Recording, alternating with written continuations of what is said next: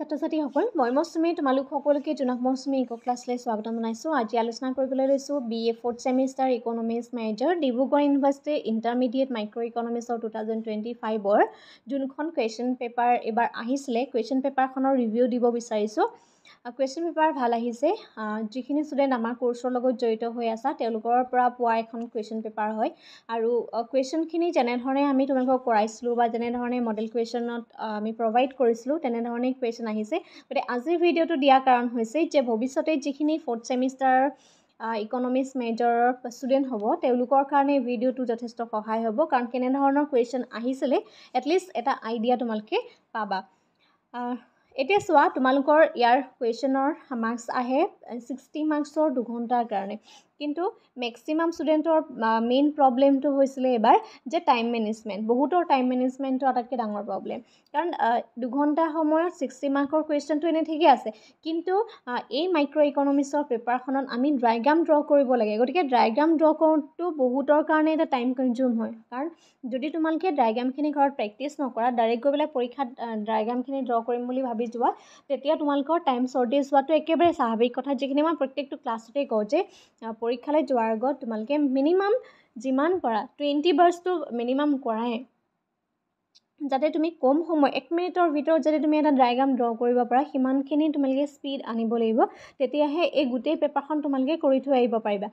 এইখন ধৰি লৈছোঁ তোমাৰ এখন মাইক্ৰ' ইকনমিক্সৰ গ'ল, ঠিক তেনেধৰণে তোমালোকৰ আছাম ইকনমি আছে। গতিকে আছাম ইকনমিত কিন্তু বেছি প্ৰব্লেম হ'ব, কাৰণ আছাম ইকনমিত আমি বহুত লিখিব লাগিব, ঠিক আছে। বা ভৱিষ্যতে যদি তোমালোকে ইণ্ডিয়ান ইকনমি আকৌ পেপাৰ পোৱা, তাতো তোমালোকৰ সেই একেখিনি প্ৰব্লেমেই হ'ব। গোটেই 2 ঘণ্টা সময়ত 60 মাৰ্কছত ইমানখিনি এক্সপ্লেনেশ্যন কৰি থকাটো মানে যদি প্ৰেক্টিছ নাথাকে, লিখাৰ শ্ল' হয়, বহুতে হেণ্ডৰাইটিঙৰ ওপৰত বেছি গুৰুত্ব দিয়া যে আখৰকেইটা ধুনীয়া কৰোঁ, সেইটো নহয় আচলতে। হেণ্ডৰাইটিং তোমাৰ যোনজনে এক্সামিনাৰে বহি চাব, সেই বহি চোৱা এক্সামিনাৰজনে তোমাৰ হেণ্ডৰাইটিংখিনিত চাফা হোৱাটো প্ৰয়োজন হয়, কিন্তু এইটো নহয় যে বহুত বেছি ধুনীয়াকৈ লিখি আছা, তুমি লাহে লাহে লিখি আছা। গতিকে তাৰ কাৰণে তুমি যদি 20 মাৰ্কছ এৰি থৈ আহিবলগীয়া হয় তোমাৰ হেণ্ডৰাইটিঙৰ কাৰণে, সেইটোতো তোমাক এক্সট্ৰা মাৰ্কছ নিদিয়ে। তুমি যিখিনি লিখিছা সেইখিনিৰ ওপৰতে মাৰ্কছ কৰিব। তাৰ সলনি তুমি স্পীডত লিখা দৰকাৰ হ'লে চাফাকৈ লিখিবা, আখৰ দৰকাৰ হ'লে অকণমান বেয়াই হওক, কিন্তু পেপাৰখন কমপ্লিট কৰি থৈ অহাটোহে আচলতে ইম্পৰ্টেণ্ট কথা, ঠিক আছে। গতিকে এইখিনি সৰু সৰু কথা যিখিনি আমি মন দিব লাগে, কাৰণ এইবিলাকেই তোমালোকৰ ইউনিভাৰ্চিটিৰ টপাৰটো এইবিলাকৰ পৰাই ওলাব। যোনে ফ'ল' কৰিব ইউনিভাৰ্চিটিৰ ভাল ভাল ষ্টুডেণ্টখিনি তাৰ পৰাই ওলাই গৈ থাকিব, ঠিক আছে। বাৰু যি কি নহওক, মেথছখিনিও কথাও কৈছোঁ, মেথছতো তোমালোকে প্ৰেক্টিছ কৰিব লাগিব। মেথছৰ পেপাৰখনতো তোমাৰ বহুতৰ এটা সৰু সুৰা মেথছ কৰিবলৈ বহুত সময় লাগে, তাৰ কাৰণে ঘৰত প্ৰেক্টিছ কৰা যিখিনি সময় আছে। এতিয়া প্ৰথম কুৱেশ্যন আহিছে 1 মাৰ্কৰ 4টা কুৱেশ্যন। ফাৰ্ষ্ট কুৱেশ্যনটো হৈছে নিৰপেক্ষ ৰেখা কাক বোলে, what do you mean by the indifference curve. নেক্সটটো হৈছে উপভোক্তাৰ আচৰণৰ প্ৰত্যাশা প্ৰচণ্ডটো নিৰ্ভৰ কৰে, that means the revealed preference theory of consumers behaviour is based on সংগতিপূৰ্ণ আচৰণৰ ওপৰত। ফাৰ্ষ্টটো হৈছে কনচিষ্টেঞ্চি। মই ইয়াৰ আনচাৰকেইটি নকওঁ, যিখিনি এবাৰ এক্সাম দিছা তোমালোকে কমেণ্ট কৰিবা, তোমালোকৰ কমেণ্টৰ ৰিপ্লাই দিম। বা যিখিনি ষ্টুডেণ্টে ভিডিঅ'টো আজি চাই আছা, যোনে আনচাৰখিনি জানা, কমেণ্ট কৰিবা আৰু মই পিছত তোমালোকৰ ইয়াৰ ৰিপ্লাই দিম, ঠিক আছে। নেক্সটটো হৈছে সবল ক্ৰমবৰ্ধমানৰ ওপৰত, ডেট মিনছ ষ্ট্ৰং অৰ্ডাৰিং। নেক্সটটো হৈছে চাহিদাৰ ধনাত্মক ICT স্থাপকতাৰ ওপৰত, positive income elasticity of demand. নেক্সটটো হৈছে ওপৰৰ সকলোবোৰ অল অফ দ্য এবভ। যিকোনো এটা শুদ্ধটো তোমালোকে ইয়াত বাছি উলিয়াব লাগে। নেক্সট কুৱেশ্যনটো হৈছে সম উৎপাদন ৰেখাৰ ঢাল, the slope of the isoquant line. MRTS marginal rate of technical substitution, L means labor, K means capital, minus DK by DL. Next MRSLK is equal to DK by DL. Next MRSLK DL by DK, again MRSLK DL by DK, আৰু ইয়াৰ তুমি শুদ্ধ উত্তৰটো বাচিব লাগে। এইখিনি তোমালোকক কৰোৱা হৈছে। নেক্সট হৈছে শীৰ্ষ বুজাৰ দৰ নিৰ্ধাৰণ কৰা, that means what is pick load pricing. Okay, pick load pricing কৰোৱা হৈছে। নেক্সট কুৱেশ্যনটো হৈছে যিকোনো 4টাৰ চমু টোকা লিখা, ইয়াত 4টা। আৰু আটাইতকৈ ষ্টুডেণ্টৰ প্ৰব্লেম কি হয়, এই কুৱেশ্যনখিনি, এই 4 মাৰ্কৰ কুৱেশ্যনকেইটা 2 ঘণ্টা সময়ত বহুত ষ্টুডেণ্ট আছে 4 মাৰ্কৰ কুৱেশ্যনখিনি জানাৰ কাৰণে কি হয়, বহুত সময় তোমালোকে লিখি থাকা, সেইটো প্ৰব্লেম হয় আচলতে।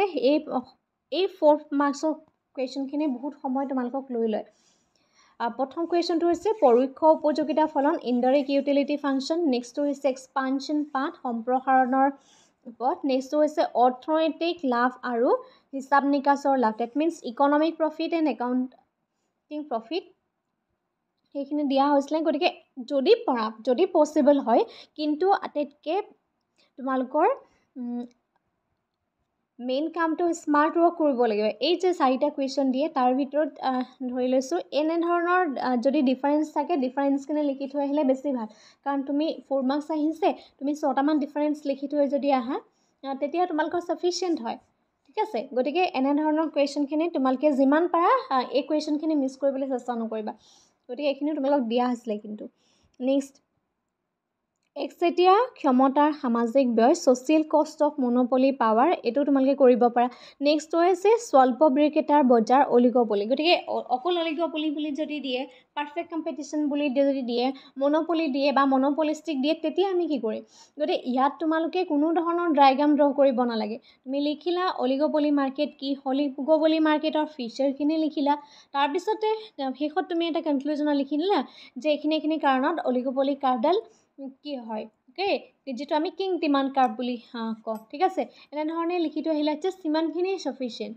আৰু এইটো নহয় যে তুমি ইয়াৰ 4 মাৰ্কছ আহিছে ইয়াৰ তুমি গোটেইখিনি তাৰ কেৰেক্টাৰিষ্টিক্স জানা আৰু গোটেইখিনি তুমি পৰীক্ষাত লিখি থৈ আহিছা তুমি মাৰ্কছ কিমান আছে 4হে আছে তাত তুমি 3 পেজ লিখিলেওতো এক্সামিনাৰে তোমাক 10 নিদিয়ে তাৰ পৰা হয়নে গতিকে কুৱেশ্যনটো যি আহিছে সেই কুৱেশ্যনৰ মাৰ্কিং চাই পেলাই যদি আনচাৰ কৰা তেতিয়াহ'লে তোমালোকে গোটেই পেপাৰখন কমপ্লিট কৰি থৈ আহিব পাৰিবা ঠিক আছে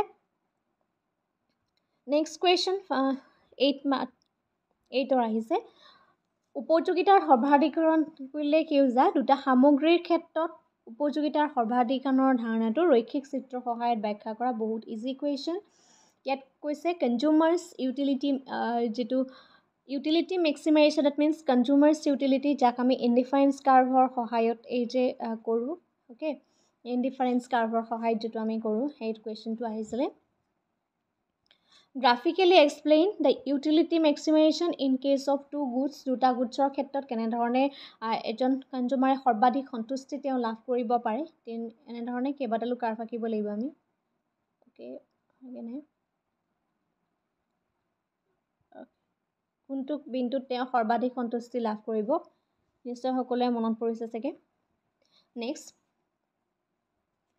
উপযুক্ত চিত্ৰৰ সহায়ত সাধাৰণ আৰু ক্ষতিপূৰণ চাহিদা ৰেখা ব্যাখ্যা কৰা explain the ordinary and compensated demand curve with the help of suitable diagram next এখন কাল্পনিক উদাহৰণৰ সহায়ত উৎপাদন প্ৰতিষ্ঠানখনৰ গড় স্থিৰ ব্যয় গড় পৰিৱৰ্তনশীল ব্যয় মুঠ ব্যয় আৰু প্ৰান্তিক ব্যয় ব্যাখ্যা কৰা আৰু তোমাৰ মন্তব্যৰ সৈতে প্ৰাসংগিক ৰেখাসমূহ অংকন কৰা গতিকে তাৰ কাৰণে তুমি উদাহৰণৰ সহায় লৈ পেলাই তাৰ ডেফিনেশ্যনটো দিলা আৰু বিশেষকৈ ইয়াৰ ডেফিনেশ্যনবিলাক একেবাৰে সৰু ডেফিনেশ্যন তোমালোকে পাইছাই চাগে একেবাৰে সৰু ডেফিনেশ্যন আছে আৰু ডেফিনেশ্যনবিলাকৰ লগত জাষ্ট কাৰ্ভবিলাকে আমি ড্ৰ কৰিব লাগে ঠিক আছে আৰু যিহেতু মাৰ্কছ দেখিছাই প্ৰত্যেকৰে 2 মাৰ্কছকেহে আছে গতিকে 2 মাৰ্কছত তুমি কিমান লিখিব লাগিব সেইটো অনুপাতে কৰিব লাগে কুৱেশ্যনটো এইটো কুৱেশ্যন যদি কৰিছা ভালেই হয় আৰু নেক্সটটো হৈছে উৎপাদন ফলন কি এটা পৰিৱৰ্তনশীল উৎপাদন ব্যৱহাৰ কৰা অৰ্থাৎ যেতিয়া হ্ৰস্বকালীন ফলনৰ 3টা স্তৰ কি আৰু উৎপাদনৰ কোনটো স্তৰত মানে বিবেচক হিচাপে তেওঁলোক উৎপাদনকাৰীয়ে উৎপাদন কৰিব কাৰণ দৰ্শোৱা ইয়াতো এগেইন 8 মাৰ্কৰ কুৱেশ্যন আছে দুটা কৰিব নালাগে বাৰু যিকোনো এটা কুৱেশ্যনেই কৰিব বুলি দিলে যিকোনো এটাহে দিব লাগে যিহেতু এখন ষ্টুডেণ্টৰ পেপাৰ হয় নেক্সট সেই কুৱেশ্যনটোকে আছে what is production function What are the 3 stages of short-run production function when one variable input is used? Under which stage of production the rational producer will be produced? Give reasons. Okay, এইখিনি কৰোৱা হৈছে next পূৰ্ণ প্ৰতিযোগিতামূলক বজাৰৰ উৎপাদন প্ৰতিষ্ঠান এখনৰ হ্ৰস্বকালীন ভাৰসাম্যৰ বিষয়ে আলোচনা কৰিবলৈ দিছে অৰ্থাৎ পূৰ্ণ প্ৰতিযোগিতামূলক বজাৰৰ অধীনত প্ৰতিষ্ঠান এখনে কিয় দীৰ্ঘকালত অস্বাভাৱিক লাভ অৰ্জন কৰিব নোৱাৰে discuss the short run equilibrium of the firm under perfect competition why a firm of perfect competition can not earn super normal profit in long run দীৰ্ঘকালত কিয় নোৱাৰে বাৰু আমি জানো যে পূৰ্ণ প্ৰতিযোগিতামূলক বজাৰ এখনৰ এটা প্ৰধান বৈশিষ্ট্য হৈছে যে প্ৰতিষ্ঠানখনত মুক্তভাৱে প্ৰৱেশ আৰু প্ৰস্থান। যদি সেই পূৰ্ণ প্ৰতিযোগিতামূলক বজাৰখনৰ প্ৰফিট দেখে তেতিয়াহ'লে বাহিৰৰ ফাৰ্ম আহিব, তাত কি কৰিব, বিজনেছ ষ্টাৰ্ট কৰিব। আৰু যেতিয়া বাহিৰৰ ফাৰ্ম আহি মানে তেওঁলোকৰ বিজনেছ এক্সপাণ্ড কৰিব বা মাৰ্কেটত তেওঁলোকে খোপনি পুতিব, আৰু তেতিয়া লাহে লাহে আকৌ কি হ'ব, প্ৰফিটটো কমিবলৈ আৰম্ভ কৰিব। আৰু প্ৰফিট কমাৰ লগে লগে যেতিয়া লছ হয় তেওঁলোকে সেই ফাৰ্মখনৰ পৰা আকৌ এক্সিষ্ট হৈ যায়, প্ৰস্থান হৈ যায়। আৰু যাৰ কাৰণে দীৰ্ঘকালীন সময়ত সেইকাৰণে মানে ছুপাৰ নৰ্মেল প্ৰফিট আৰ্ণ কৰিব নোৱাৰে, নৰ্মেল প্ৰফিটহে আৰ্ণ কৰিব পাৰে। একদম 2 মাৰ্কছৰ কাৰণে একেবাৰে সৰু কনক্লুজন যিখিনি অলপ কোৱা হৈছে। প্ৰত্যেকটো ক্লাছতে মই কওঁ সেইটো যিখিনি ডায়েগ্ৰাম বেছ ক্লাছ থাকে সেইখিনিত কোৱা হয়। নেক্সট, পূৰ্ণ প্ৰতিযোগিতামূলক বজাৰৰ অধীনত উৎপাদন প্ৰতিষ্ঠানসমূহৰ প্ৰৱেশ আৰু প্ৰস্থানৰ সৈতে দীৰ্ঘকালীন যোগান ৰেখা অংকন কৰা আৰু ব্যাখ্যা কৰা। অ'কে, যদি এইটো কৰিছা খুব ভাল, এইটো কৰিব পাৰা, ভালে আহিছে। Draw and explain the long run market supply curve with the entry and exist of a farm under perfect competition. Okay, next, এখন উৎপাদন প্ৰতিষ্ঠানৰ অতিৰিক্ত ক্ষমতাৰ সংজ্ঞা দিয়া। উৎপাদন প্ৰতিষ্ঠান এখনে অতিৰিক্ত ক্ষমতাৰ বিষয়ে চিত্ৰসহ ব্যাখ্যা কৰা। Define excess capacity of a firm, explain the excess capacity of a firm with the help of a diagram. Excess কেপাচিটিও তোমালোকক কৰোৱা হৈছে, ঠিক আছে। আমি জানো এক্সেছ কেপাচিটিৰ যিটো ডায়েগ্ৰাম আছে, ডেফিনেশ্যন, খুব ধুনীয়া এটা কুৱেশ্যন আহিছিলে। নেক্সটটো হৈছে দৰ বিভেদীকৰণ কি, what do you mean by the price discrimination. দৰ বিভেদীকৰণ কৰা একচেটিয়া প্ৰতিষ্ঠান এখনৰ দৰ আৰু উৎপাদন চিত্ৰৰ সহায়ত ব্যাখ্যা কৰা। আমি ডিগ্ৰীখিনি পাইছিলোঁ, গতিকে ইয়াত ডিগ্ৰীখিনি নালাগে, যিটো এটা ডায়েগ্ৰামৰ থ্ৰুৱেদি তোমালোকক যিখিনি কৰোৱা হৈছিলে সেইখিনি কুৱেশ্যন কৰিলেও হয়। আৰু প্ৰাইচ ডিছক্ৰিমিনেশ্যন এগেইন মনোপলি মাৰ্কেটত হয়। So' what do mean by price discrimination or what is price discrimination, তেনেধৰণৰ কুৱেশ্যন আহিব পাৰে। Explain with the help of a diagram the price and output determination in a price discrimination monopoly. Next question আহিছে কৰ্ণট model. কৰ্ণট model আৰ্হিটো কি?